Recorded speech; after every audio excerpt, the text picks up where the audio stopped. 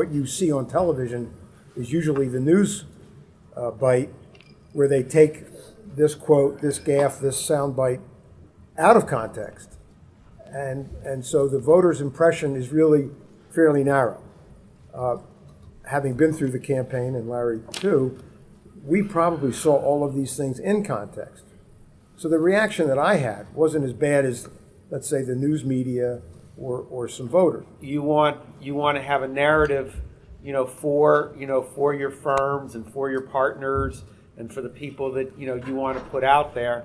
The same thing as I want to do for my clients, and anything that you can do to reinforce that narrative is a good thing. What happens in campaigns, though, it's not about reinforcing your narrative. It's about taking your version of what the other guy is. Those cameras are going to be on you the whole time, and whether you're speaking or not. So you cannot afford to look indifferent or condescending or arrogant or anything else, because the camera will see that. The lesson, again, for those who have to work with lawyers in the media, where they're talking about their clients or whatever, you just have to remember, if they make a mistake, who can clean it up for them? One trick I do with Duane Morris lawyers, I insist, we practice interviews, I insist, use the reporter's name. Gina Passarella. Gina. Because if you're using her name, that puts you in a relationship where she gets to talk and then you get to talk. Not, let me tell you the world according to me. Because that's a dangerous situation. You've got to listen to what's actually being asked. You don't have to answer what's being asked, but you should know what's being asked. Josh, it works in the inverse, too, with reporters. Because a lot of times reporters are not listening to responses from the people they're interviewing, because they're thinking about their next question. Right.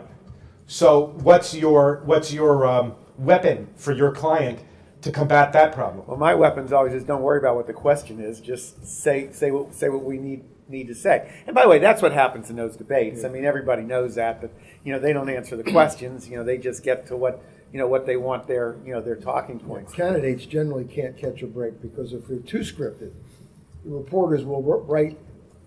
Look at Obama. Every speech he ever gave was off a teleprompter. Mm-hmm. So reporters were always, on his case that how scripted he was. Once they go off script and have a gaffe or some goofy moment, that's what the reporters will report on. Do your best to thread the needle here. Don't be so off the cuff that you're going to say something stupid, but don't just say the same answer to every question, because after a while the reporter is going to completely lose interest in it. You just have to assume that somebody has got a recorder or an iPhone and is going to pick up whatever you say. Candidates have never had to go through this type of scrutiny before, because always being on. So I've been around people, Ken's been around people, you've been around lawyers who are really smart, who say stupid things that you just, and so I think that you're being held to such a standard.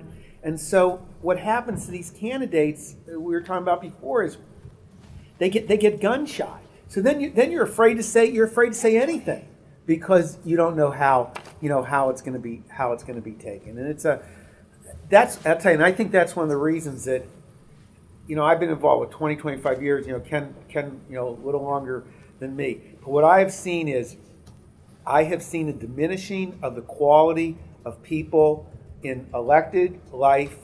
I think because of this. Diminishing in quality or communications ability or what? Quality.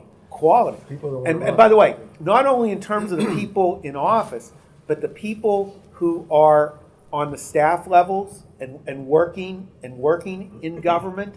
It's the same thing, because of all of this. It chases good people away from the process, is what you're saying. Let me just mention the other side, of course, and that is the pressures today in the media world, talking about the media business world, are such that there are fewer reporters covering. They're relying on all kinds of social media and other sources that they can't corroborate, with facts. Reporters, frankly, can be very lazy sometimes, and they'll take what a politician gives them and they'll report it as given. So you're up against what Larry said, and you're also up against what's going on in the media world today, which is very different than the way it used to be. If your client, your lawyer, is headed for a big speaking engagement, especially in front of a lot of people, look at this kind of thing. Highly quotable lines. By the way, in interviews, Clinton used to say this. He would say, here's the important thing to remember. He said that a lot. So then the reporter would write down the next 5 or 6 words, and he was free to do one of his circuitous arguments to get there, because he told the reporter what the quotable was, and quite naturally, not, I need you to report me saying X, Y, Z. He would say, here's the thing I want you to know. And the reporter, even unknowingly, would say, this is going to be the quote. And that, in fact, was what ended up in the piece. He did that more smoothly than anybody else I've seen, although, fair enough, Ken, Reagan at his best, nobody could beat him. The other thing, and again, when you're working with your lawyers, I don't know if any of you have ever met him or whatever, but he has this way of just locking into you. Nobody else exists. Right. And I watched this. He was in for Kathleen Kane in the fall. And I took my 85-year-old mother, okay? And she talked to him, and she said she was originally from Pittsburgh. He said, "Oh, I know." It was like amazing. I mean, and that's what he does. So I would tell you with your lawyers, they have to try to do that.